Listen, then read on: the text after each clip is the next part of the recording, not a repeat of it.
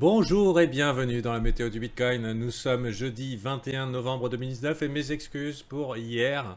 Bon, la bonne nouvelle c'est qu'il ne s'est rien passé. Il n'y a pas eu de météo du Bitcoin. J'ai un engagement auprès de l'école de ma fille. Et globalement, ça me prend une journée tous les 3 mois. Et c'était hier. Voilà, donc bien sûr les membres VIP étaient au courant. Et vu qu'il ne se passait rien, on pourra constater qu'on est, comme annoncé la dernière fois, sur une double target harmonique. Hein, vous voyez un petit peu ces traits là qui sont. On va pas enlever ce trait orange qui va gêner, mais on va aussi enlever. On va essayer d'être le plus visible possible. On va enlever un petit peu ce qui exagère. Et vous voyez ici ce trait ABCD, ABCD. Donc globalement, pas mal de bears sont en train de se calmer et pensent à prendre profit. Bien sûr, est-ce que tous ont pris profit? Non, puisqu'il n'y a pas de signaux techniques qui leur disent que la fin du mouvement est terminée. D'ailleurs, même si le sentiment a changé, est en train de changer, ça veut dire qu'on est lentement en train de switcher bear. Moi, ce que je remarque un petit peu dans les canaux de discussion, vous noterez, hein, est-ce que vous me direz, hein, les membres VIP, si vous le ressentez ou pas, est-ce que vous n'avez pas l'impression que les gens se désolidarisent des bulles en disant ouais, si les gens veulent que ça monte, enfin si les bulles veulent que ça monte, il faudrait faire ci, il faudrait faire ça, ou alors les bears qui commencent à mettre des icônes d'ours qui font coucou. Donc on commence à avoir cette désolidarisation, donc on n'est pas forcément à la fin du mouvement, mais d'un point de vue du sentiment, clairement, aujourd'hui être bear, ça fait pas partie dans l'état du public être stupide. Avant, si toute cette descente-là, à peu près tout là, globalement, euh, ouais. Je montre pour les membres qui sont en live, ils n'ont pas cet écran, ils n'ont pas tous les écrans, ils ont que l'écran du milieu. C'est pour ça que je déplace la fenêtre. Donc globalement, c'est ce qu'on voit. Je ne vois pas encore d'euphorie du côté bear, mais si on se réfère au sentiment et que le sentiment est important dans son trading, je pense que les gens sont lentement en train de switcher du côté bear. C'est une très mauvaise location pour short. C'est une très mauvaise location pour short dans l'école d'où je viens, enfin d'une des écoles d'où je viens, notamment intéressante pour le swing trading, c'est The Rational Investor. On utilise le modèle qui tourne autour de Fibonacci et la notion de tout à fait de reload zone de rechargement. Et c'est entre le 0,618 et le 0,786. Donc on est clairement dans une location où rationnellement on va prendre profit. Si on a pris un short, vous voyez ici ce double top, hein, double top, il est particulièrement bien dessiné. Si je mets un peu ici la ligne de fail, clac, clac, clac, on a la pointe avec une double pointe et ensuite une double pointe. Donc c'est plutôt clair, on avait un signal long terme ici et on est venu partir ici, on a niqué les stops, on est revenu, tag de la ligne de Wyckoff et ensuite gros dégueulis. Maintenant, les bears, il y en a qui ont chargé ici, donc ça c'est messieurs grosses couilles, c'est ceux qui ont l'argent pour retourner les marchés. La location était particulièrement impeccable. On a celle-ci ici, donc zone de rechargement de short, un petit peu tirée à l'extrême, mais plus importante ici. Je pense que ça correspond au 0,618 qui est très pertinent sur le Bitcoin. Le Bitcoin adore le 0,618. Est-ce que c'est parce que c'est la magie de Fibonacci ou alors c'est peut-être parce que les market makers sont fans de Fibo et qu'ils ont réglé leurs algorithmes pour prendre des retournements selon ces principes. Toujours que là, on a un petit peu manqué notre rebond sur 0,618. Bon, il y en a eu un, il y a eu probablement des petits day trades à prendre, mais toujours on continue à faire des plus bas sommets, plus bas creux, plus bas sommets, plus bas creux, plus bas sommets, plus bas creux, et là ça commence à lutter, mais on continue un petit peu dans ce mouvement baissier, et pour l'heure, chasser tout de suite des longues sans voir de double de bottom, donc la lettre de l'alphabet à retenir dans ce cas-là, ça va être le W bottom, comme ça. Ça peut mettre du temps pour apparaître. Après, pour ceux qui veulent faire du trading plus agressif, il n'y a pas que ce genre de structure. C'est-à-dire que moi, dans mon trading et dans le modèle que j'ai reçu, c'est location, momentum, structure. À cela, je pourrais, moi personnellement, changer momentum par sentiment ou order flow. Donc ce sont deux concepts très différents. L'order flow, c'est qui fait quoi en temps réel. Donc ça implique d'utiliser des outils un petit peu plus modernes que ceux des années 90, qui sont très bien, hein, qui ont leur efficacité. Je fais référence à MACD, RSI, OBV, etc. etc. Euh, donc ça peut être location, donc c'est bon. La structure, elle n'est pas encore là. Et ou le sentiment, ou l'order flow, pour venir éventuellement remplacer la partie momentum. Niveau momentum, bah, c'est pas ça. Il n'y a aucune structure boule au niveau du RSI pour l'instant, au niveau daily pour l'instant. La bonne nouvelle, c'est que a priori pour aujourd'hui, bah, les bears, on a une chandelle rouge, mais les bears sont vraiment endormis. Si on venait à ne pas avoir de volume rouge aujourd'hui et que vraiment la chandelle restait dans les enfers de l'infiniment petit, ça serait l'occasion pour les boules de reprendre le bus. À quoi on voit qu'ils reprennent le bus, c'est-à-dire bougie verte, mais volumes qui vont dépasser les MA7, le MA7, la Moving Average 7. Donc qui va naviguer, qui va prendre les rênes du bus. Donc il faudrait un petit réveil assez violent qui sortirait ici de ce record de faiblesse. On dirait quand même que ça se fatigue au niveau des ventes, même si le prix diminue. Donc on est en train de lentement drifter, probablement vers un bottom temporaire. Voilà. Si on regarde en weekly, vous connaissez l'expression weeks and tails like to be eaten. Globalement, ce que je disais aussi en début de semaine, c'est que les queues aiment être mangées et que en weekly, ça fait sens de chercher un long dans cette période-là. Et on y est. Dans cette zone-là, on y est. On a le body candle low, donc le corps de chandelle bas ici. Donc toute la zone de fendu, c'était là. Il y a un monsieur gros paquet qui a dit « Hey, c'est bien d'acheter tout ça ». Donc, voyons voir si M. Gros Paquet décide de refaire l'opération. On verra. Pour l'heure, en long terme, on est toujours dans une structure baissière qui continue à nous sourire. Quand les marchés nous sourient, c'est qu'ils vont nous prendre notre argent. Tout ça, c'est des traductions qui nous viennent de TRI. Puisque Brian est un excellent pédagogue. Et j'essaye de faire aussi bien pour les francophones dans le service VIP. Bien sûr, à laquelle j'ajoute toute mon expérience personnelle et ce que j'ai appris dans d'autres écoles. Donc c'est un peu MI, mais là aussi c'est VTOP. Hein. VTOP, c'est pas vraiment... Alors, je m'explique. Le momentum en weekly est très bearish. On avait vu que les EMA institutionnels étaient très bearish. Tout est passé bearish. Est-ce que les marchés vont à sens unique? Non. Est-ce que le mois de décembre, en général pour Bitcoin, est bon? Non. Quoique, souvent, on a vu un début décembre jusqu'au 20 décembre environ, un Santa Claus Rally. Donc, on peut espérer ça éventuellement. Un petit shift qui inverse la tendance pour les alts et le Bitcoin pour un Santa Claus Rally. Donc, généralement, le rallye avant Noël. On prend les sous, on fait les cadeaux et ensuite ça chie jusqu'au printemps prochain. Voilà, globalement c'est un peu le play sur lequel je me prépare actuellement, que ce soit sur les AT ou sur le Bitcoin. C'est un potentiel Santa Claus Rally qui se goupillerait en début de mois. Alors est-ce que la saisonnalité c'est pertinent? Bon, c'est pas toujours, on ne peut pas prévoir. Si c'était si facile, ça se saurait. Quoique ça se sait un peu, la saisonnalité c'est sympa, mais c'est pas une science exacte. Bien sûr, on doit mesurer son risque, etc., etc. Donc en long terme, on a toujours ce M dans un M, dans un M, dans un M. Je vous avoue que c'est pas cool. La bonne nouvelle, c'est que ça, en weekly, c'est pas un... Enfin, la bonne nouvelle, c'est pas vraiment une bonne nouvelle parce que ça change rien à la tendance long terme. C'est pas un M top, c'est un V top. Et généralement, ils sont amenés à être retestés.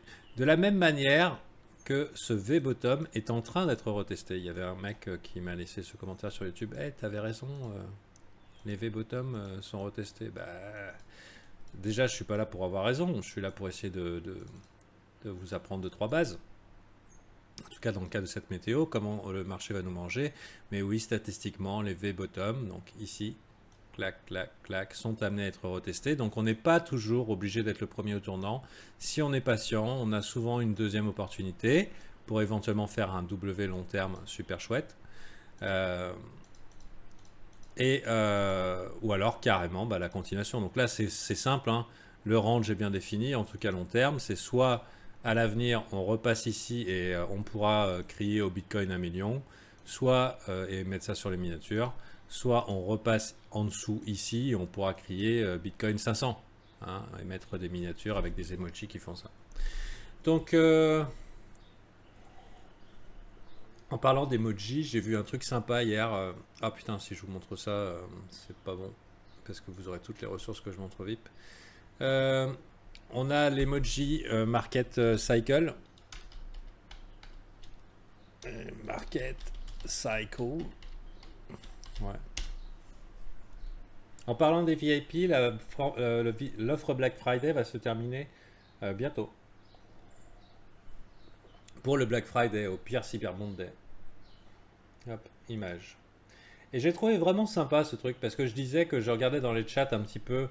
Dans les chats. Que je regardais selon les emojis comment je pouvais généraliser un petit peu le sentiment, mais on a un bon oscillateur ici.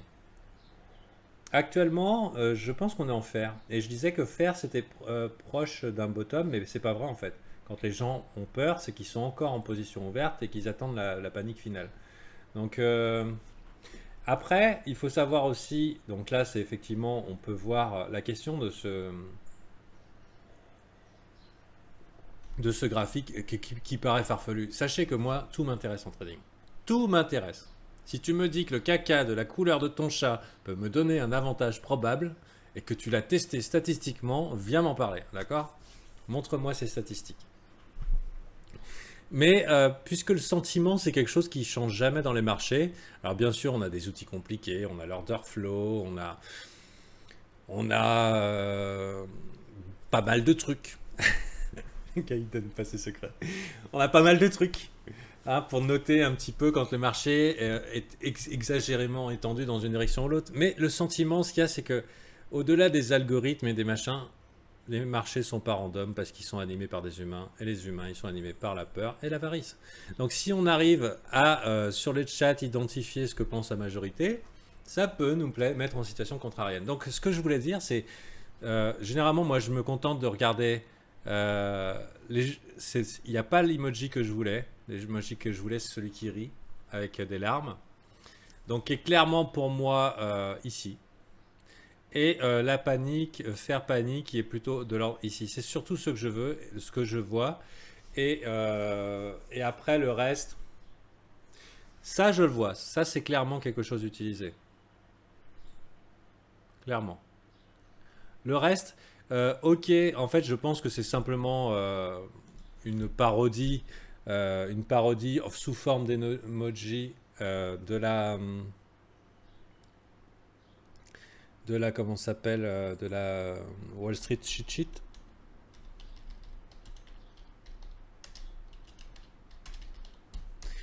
Enfin, une parodie, une application, mais moi, ça me donne pas l'information. Ça me donne pas cette information. Ce que je veux, c'est une vraie information. Par exemple, ici, donc là, celle-ci est très connue, vous le saurez, la plupart des cycles, que ce soit long terme ou court terme, utilisent ce système d'émotion. Donc, par exemple, là, on est probablement en dépression, en disbelief pour pas mal d'alt. D'accord Là, vous reconnaissez bien sûr ce graphique. On est probablement dans l'anxiété ou le déni pour ce qui est du Bitcoin en ce moment et on est loin en fait pour l'instant d'avoir touché un bottom.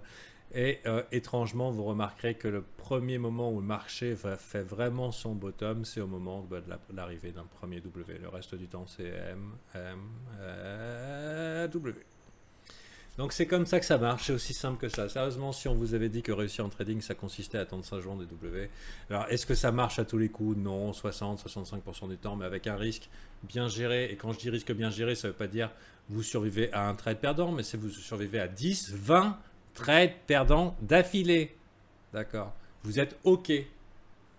Parce qu'on n'est pas là pour être riche vite, on est là pour être riche sûrement. En tout cas, c'est comme ça que pensent les professionnels. Donc pour l'heure, on n'a pas notre weekly W, on n'a pas notre bottom en weekly. Et simplement, je voulais dire aussi que par rapport aux emojis, vous en tenez compte, vous en tenez pas compte. Mais finalement, ça c'est sympa d'avoir trouvé ça hier. Mais en réalité, les gens ne disent pas la vraie émotion qu'ils ont. Parfois, ils se contentent d'être agressifs dans une channel. Parfois, ils se contentent d'être silencieux. Et je pense que ça pourrait être revu de manière un petit peu plus précise.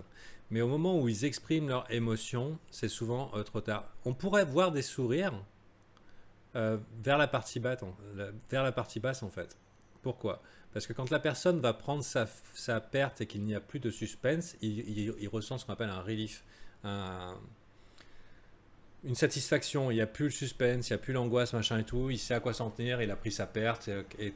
Et donc on peut avoir des gens souriants perdants. Un soulagement, tout à fait. Ne serait-ce parce qu'ils sont un cycle d'auto-sabotage et qui consiste à acheter haut, revendre bas, ressentir le soulagement et recommencer. C'est malheureusement ce qui se passe en trading et c'est la raison pour laquelle c'est un métier difficile.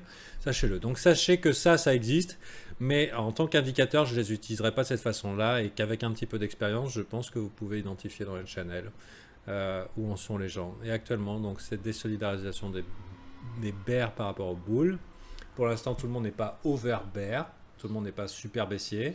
Et à mon avis, il y a encore des espoirs puisqu'on est dans une bonne location. Et la question qui va se poser, c'est quand c'est qu'on va avoir notre Weekly W. Pour l'instant, ça ressemble plus à un Monthly M. Ici, on n'a pas encore un M ici. On pourrait très bien faire ça. Hop, et là, ça serait soit on fait ça, et attention, ça va aller très très mal pour le Bitcoin pendant pas mal de temps. Peut-être dans un scénario buy de news, la news étant le halving. Parce que faut pas vous tromper les copains. Il y a des guerres qui se jouent sur le Bitcoin. Ce sont des guerres économiques qui est de l'ordre de la défense des monnaies fiduciaires. Donald Trump, je ne sais pas si vous êtes au courant, mais il n'aime pas trop le Bitcoin. Il y a pas mal de banques qui n'ont pas envie non plus de perdre leur boulot. Il y a la Chine qui voudrait bien que sa crypto ou le crypto roule plutôt que le Bitcoin ou n'importe quelle monnaie gouvernementale si on veut passer en crypto. Mais il y a aussi des guerres invisibles et qui nous échappent. Ce sont celles des mineurs et qui consistent à éliminer les petits acteurs du marché. Donc de les mettre dans une situation où ils vont devoir vendre leurs ASICs. D'accord? Ou pour des gens, ça ne sera plus rentable de miner. Et actuellement, il y a une guerre qui se joue au niveau des minages. Et au niveau du halving, il faudra s'attendre à potentiellement de la volatilité. Jusqu'à maintenant, le halving a été un moteur haussier à l'approche du halving, puisque le coût de production augmente. Mais on pourra avoir l'inverse. Ça veut dire un sell de rumeur. Et on buy the news. Donc, au moment où on a nettoyé tous les petits acteurs du marché et que les gros messieurs du minage ont éliminé la concurrence, peut-être, après avoir maintenu le prix sous un coût de production, un peu de la concurrence déloyale, essayer de repartir vers la hausse. Bien sûr, je n'ai aucune manière de vérifier l'information. J'utilise des indicateurs techniques qui me disent si le prix est haussier ou baissier.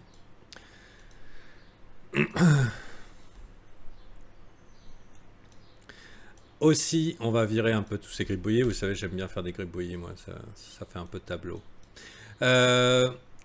Donc en daily, il n'y a pas que le W qui nous sert de structure. Par exemple, ce qu'il faudrait voir, c'est on pourrait passer en 4 heures. On a vu qu'il y a des W qui commencent à se former, mais qui ont été rejetés, donc pas bon signe, puisque du coup, finalement, on se retrouve dans un bull trap, ici.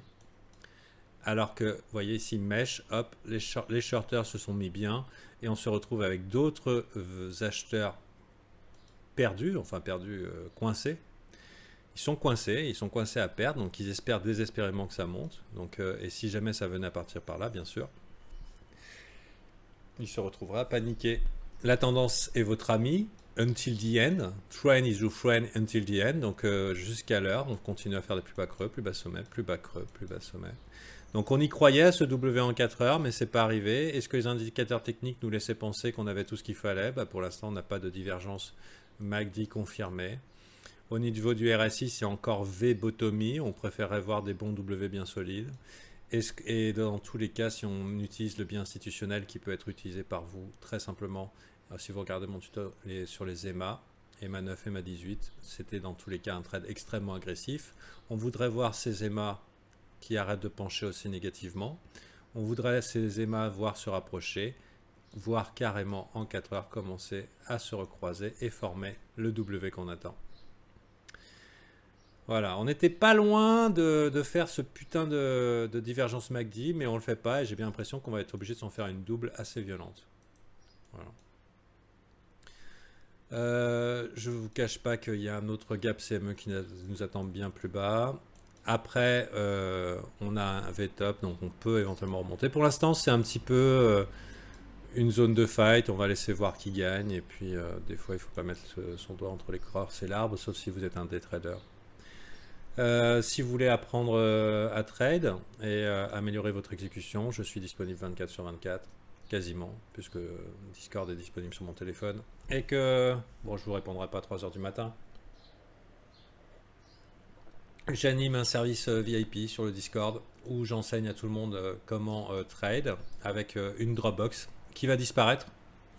La Dropbox qui est une grosse archive bien rangée, enfin bien rangée, un peu bordélique, qui consistait à prendre mes tutos sur les indicateurs, sur comment on fait le trading plan, comment on fait le journal, tout ça, tout ça, de manière un petit peu artisanale, puisque le but du service VIP, c'est des travaux pratiques permanents. Mais on est à un stade où je peux justifier de mon temps, hein, au niveau financier. Je vous remercie pour votre soutien, les membres VIP. C'est clairement un job qui vaut le temps que je vous accorde. Donc je ne vais pas passer à des travaux pratiques permanents. On aura des travaux pratiques permanents, mais on va avoir aussi une formation permanente. Voilà, structurée, avec des leçons qui seront pensées dans le temps, où vous aurez l'intégralité de ma pensée et de mes connaissances et de mon expérience avec des exemples, etc., etc. Et ça sera pour moi probablement 1 à 2 heures de cours que j'enregistrerai pour vous en permanence par semaine. Ou en tout cas, il y aura au moins, je pense, 5 heures de cours par mois, en plus de votre live quotidien. Donc, on va switcher là. Par contre, ce sera que les anciens qui auront accès à la Dropbox. Donc peut-être c'est le moment de venir profiter de ce service à moitié prix avec le Black Friday. Donc la Dropbox, le marché, le grand marché où on peut être autonome et se servir selon notre centre d'intérêt. Et il y aura le système de formation permanente qui sera hébergé à la manière de la formation gratuite que j'offre à tous. De toute façon, si vous voulez voir un petit peu si je suis pédagogue ou pas, je vous invite à regarder cette formation gratuite. Elle est disponible pour tous. Et normalement bien timée. J'ai fait en sorte qu'elle soit disponible à un moment où moi-même je me pose acheteur sur les alts sur les 3 à 4 prochains mois en vue du printemps prochain. Voilà. Alors, un amour, mais je fais ça avec amour, mais je fais pas ça gratuitement, quoi. Tu vois, il y a win-win, hein, gagnant-gagnant. Je vous soutiens, vous me soutenez, et à côté de ça, mon trading s'améliore, ma psychologie s'allège, ma capacité de risque augmente, et mon aversion au risque diminue parce que mon activité ne dépend pas entièrement de mon trading. Et ça, c'est important aussi. Il y a des gens qui veulent... Ça, j'en parlerai dans cette formation. Et il y aura beaucoup de psychologie dans la formation. Vous savez, hein, c'est très, très important. Le mindset, c'est l'essentiel. Il y aura beaucoup de psychologie dans cette formation permanente. Alors, quand je dis permanent, je pense qu'au bout de 12 mois et 50 heures de cours, à un moment, le Fanta, il va se reposer sur ses lauriers et il fera sa petite journée de VIP en sachant que les gens sont sur des rails. Mais pour l'heure, j'ai ce travail qui est de vous donner non plus seulement des travaux pratiques permanents, mais de vous donner de la formation permanente. Mais la version pro, quoi. Alors, c'est vrai que pour 40 $ par mois, mais en plus 20 € par mois pour ceux qui viennent en crypto. Avant la fin du Black Friday. Des sous qui serviront à pomper vos coins pendant l'hiver. Enfin, après l'hiver. Et il vaudrait mieux me les donner maintenant que d'acheter mes coins à 600% en juin l'année prochaine. Ce serait con que je vous prenne l'argent de cette façon-là. Voilà. Allez!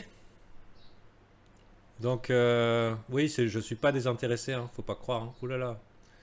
Mais je sais que j'apporte de la valeur et je suis fier de ce que j'apporte. Merci Poupa. Merci tout le monde. Je voulais dire aussi aux VIP, parce que là, bon, c'est vrai que ça dure un peu, vous pouvez m'envoyer des MP. Ah, pour vous, vous avez déjà accès à la Dropbox, garde bien ça précieusement, et tu auras la formation au fur et à mesure qu'elle se déploiera. C'est-à-dire au fur et à mesure des leçons qui sortent. Bien sûr qu'un mec qui arrive dans 6 mois et qui aura 6 mois de cours disponibles, bah, il y aura plus à manger qu'un mec qui arrive maintenant. Cependant, il y aura des paliers en fonction de votre ancienneté. Ah bah oui, parce qu'il n'est pas folle la guêpe. On va pas mettre des valeurs de formation à 5000 euros pour 10 balles sans vous engager un peu sur la fidélité. Parce que je me fous de vos 39 euros. Hein. Ce que je veux, c'est vos 39 euros pour la vie. Je veux une relation, un safe space pour toujours, hein, jusqu'à la retraite. La retraite dans 3 ans. Allez, à bientôt.